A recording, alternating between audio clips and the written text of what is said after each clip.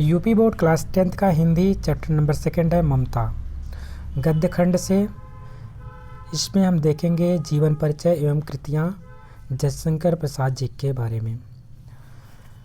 प्रश्न नंबर 1 यहाँ पे इस प्रकार से प्रश्न पूछा जा सकता है। प्रश्न नंबर 1 है, जयशंकर प्रसाद के जीवन परिचय एवं रचनाओं पर प्रकाश डालिए।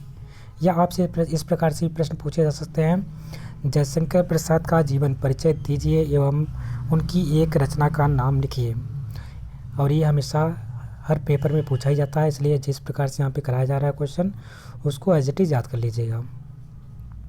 आइए उत्तर में देखते हैं। उत्तर में लिखेंगे हम लोग, हिंदी साहित्य को प्रसाद जी की उपलब्धि एक युगांतरकारी घटना है। ऐसा प्रतीत होता है कि ये हिंदी साहित्य की श्री वृद्धि के लिए ही अवतरित हुए। यही कारण है कि हिंदी साहित्य का प्रत्येक पक्ष इनकी लेखनी से गौरवान्वित हो उठा। ये हिंदी के महान कवि, नाटककार, कहानीकार, निबंधकार आदि के रूप में जाने जाते हैं। हिंदी साहित्य सदैव इन्हें याद रखेगा। अब हम लोग जीवन परिचय हेडिंग डालेंगे, जीवन परिचय। इसमें लिखेंगे, हिंदी साहित्य के महान कवि, नाटककार, कहानीकार एवं निबंधकार श्री जयशंकर प्रसाद जी का जन्म सन 1889 ईस्वी में वाराणसी के प्रसिद्ध हुगनी साहू परिवार में हुआ था। इनके पिता बापू देवी प्रसाद काशी के प्रतिष्ठित और धनाढ्य व्यक्ति थे।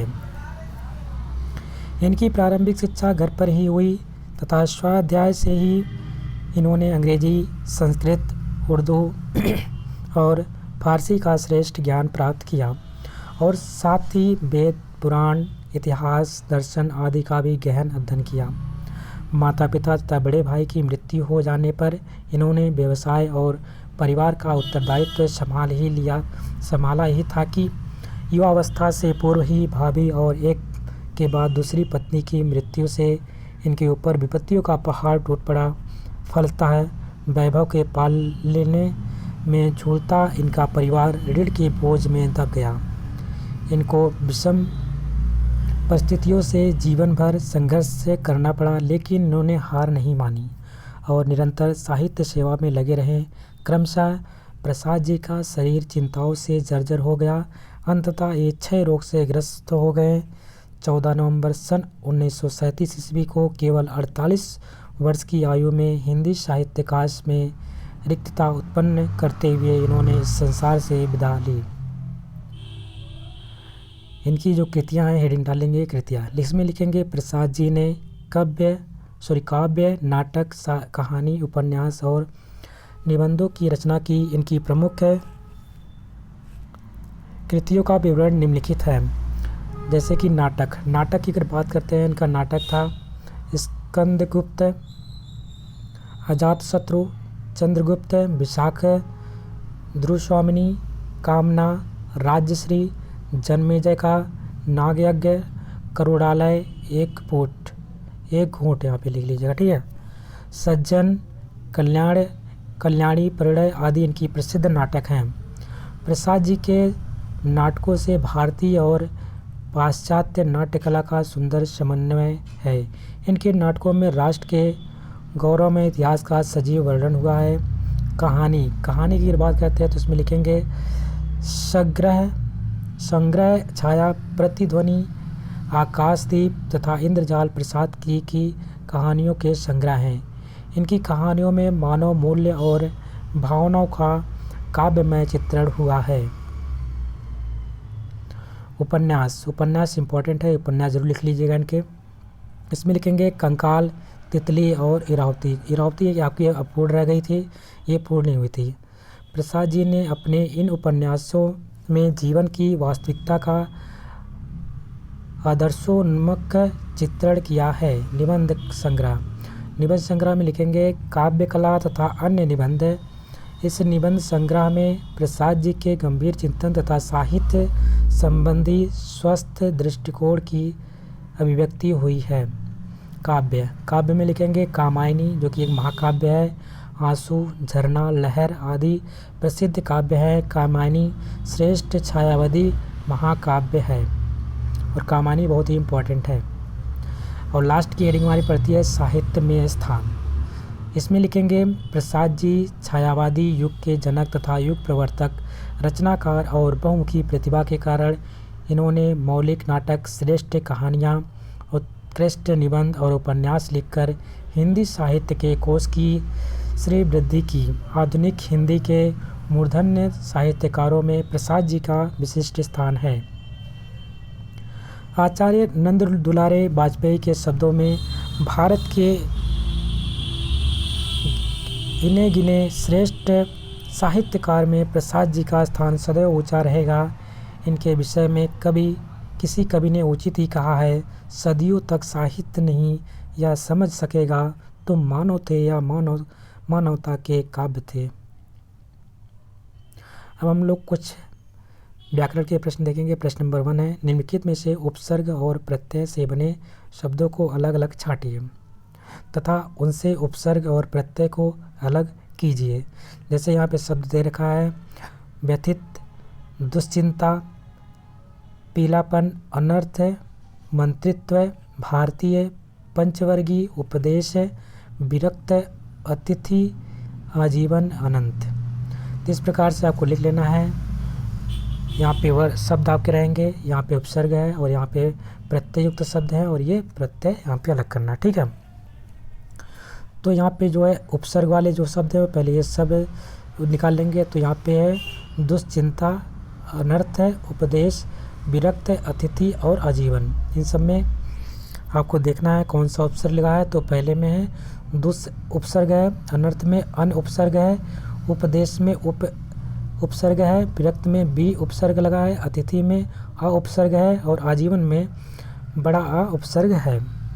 अब प्रत्यय की बात करते हैं तो व्यथित में कौन सा प्रत्यय है, इत प्रत्यय है, पीलापन में पन प्रत्यय है, मंत्रित्व में त्व प्रत्यय है, भारतीय में ई प्रत्यय है, पंचवर्षीय में ई प्रत्यय है ई और अनंत में अन प्रत्यय है। इस प्रकार से आप उपसर्ग और प्रत्यय छांट लीजिएगा। आपको पता होता है जो हमारा मूल शब्द होता है, मूल शब्द के पहले कोई चीज़ जुड़ा हो तो उसको हम बोलते हैं उपसर्ग, ठीक है। और अगर मूल शब्द के बाद में कोई शब्द जुड़ता है तो उसको बोलते हैं हम प्रत्यय, ठीक है। मूल शब्द प्लस कोई शब्द जुड़ा हो तो प्रत्यय कहलाता है। पहले मूल शब्द से पहले कोई शब्द जुड़ा हो तो हमारा उपसर्ग कहलाता है। ये हमारी पहचान होती है उपसर्ग और प्रत्यय छांटने के लिए। प्रश्न नंबर 2 है, निम्नलिखित पदों में नियम निर्देश पूर्वक संधि विच्छेद कीजिए। और जैसे कि यहाँ पे नियम बताना भी है, किस प्रकार से यहाँ पे संधि विच्छेद करना है उसका नियम भी बताना है। तो यहाँ पे कुछ शब्द दे रखे थे। शब्द पहला है निराश्रय, दूसरा है दुश्चिंता, तीसरा है पत्नोमुख,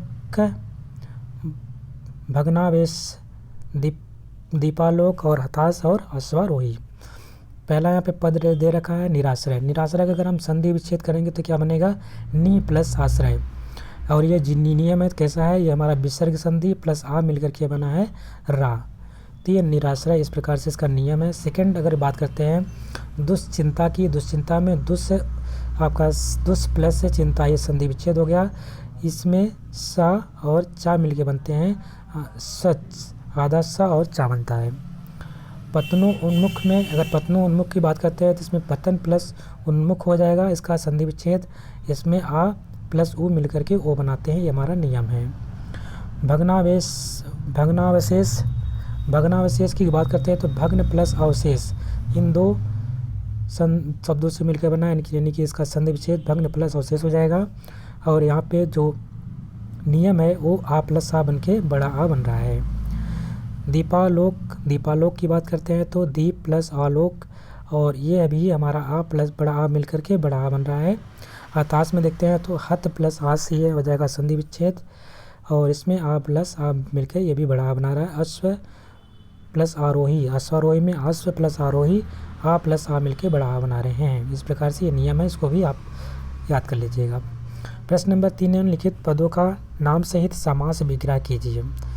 कुछ यहाँ पे शब्द दे रखे हैं, उनको नाम सहित समास विग्रह करना है।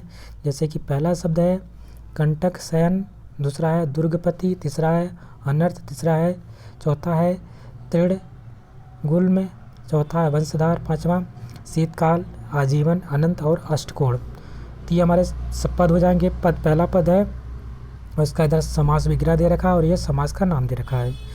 तो कंटक शयन में कौन सा समास विग्रह करें तो कि क्या हो जाएगा, कंटकों पर शयन। ये कौन सा है, सप्तमी तत्पुरुष समास है और विभक्ति कौन सी है, सप्तमी विभक्ति है। दुर्गपति में अगर इसका हम समास विग्रह करते हैं तो ये बनेगा हमारा दुर्ग का पति, यानी कि षष्ठी तत्पुरुष समास हो जाएगा। अनर्थ, अनर्थ की बात करते हैं तो न अर्थ का, यानी कि इसमें न्याय तत्पुरुष समास है। तृण गुल्म की बात करते हैं तो तृणों का गुल्म, इसमें षष्ठी तत्पुरुष समास है। वंशधर में वंशों को धारण करने वाला जो अर्थात संतान, और ये क्या हो जाएगा हमारा बहुब्रीहि समास होगा। समासों का राजा इसको भी कहते हैं, बहुब्रीहि समास को। शीतकाल, शीतकाल का अगर हम समास विग्रह करेंगे तो ये बनेगा हमारा शीत का काल, ये षष्ठी तत्पुरुष समास है। आजीवन, आजीवन में देखेंगे तो जीवन के रहने तक, ये हमारा अव्ययीभाव समास।